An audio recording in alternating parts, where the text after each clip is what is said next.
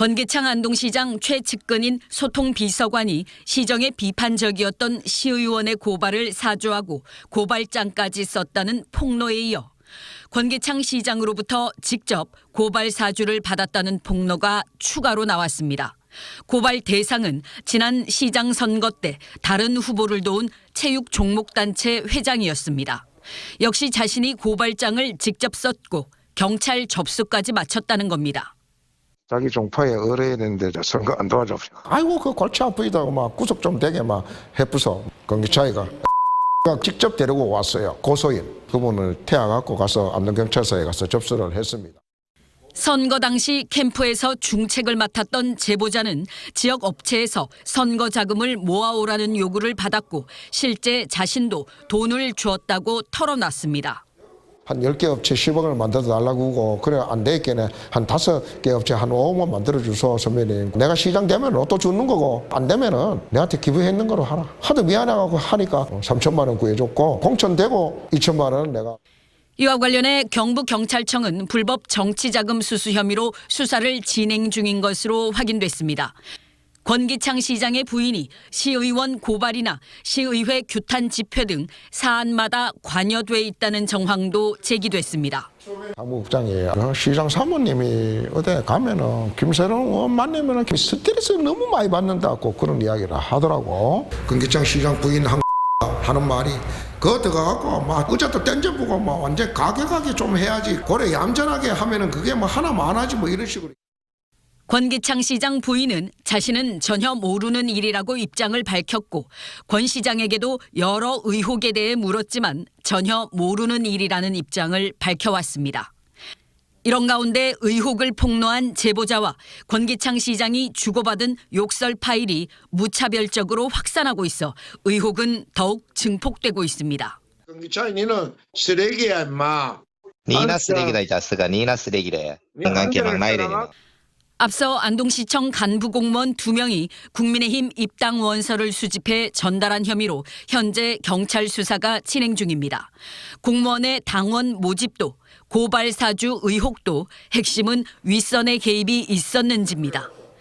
안동시 공무원 노조 게시판에는 연일 비판과 조롱의 글이 이어지고 있고 선거를 앞두고 공직 내부는 물론 지역사회까지 크게 술렁이고 있습니다. MBC 뉴스 이정희입니다. 국민의힘 장동혁 대표가 대구 중구 서문시장을 찾았습니다. 설 연휴를 앞두고 현장 민심 공략에 나선 겁니다. 명절이 코앞인데 이렇게 뵙기 죄송합니다. 이렇게 경기는 살아나지 않고 물가만 계속 오르고 있어서 우리 전통시장 상인분들 뵙기에 너무너무 죄송합니다. 상인들과 만난 뒤 점심 식사를 마친 장 대표. 지난 1월 불거진 김하수 경북 청도군수의 욕설 파문과 관련해 어떤 견해인지 물어봤습니다. 국민의힘에서는 청도군수가 막말하고 욕설한 거에 대해서 어떠한 반응도 나타내지 않고 있습니다. 대표님은 혹시 알고 계시는지 그리고 거기에 대해서 혹시 어떤 생각을 가지고 계신지 좀 궁금합니다. 당무감사위에서 살펴보고요. 거기에 맞는 조치를 하겠습니다.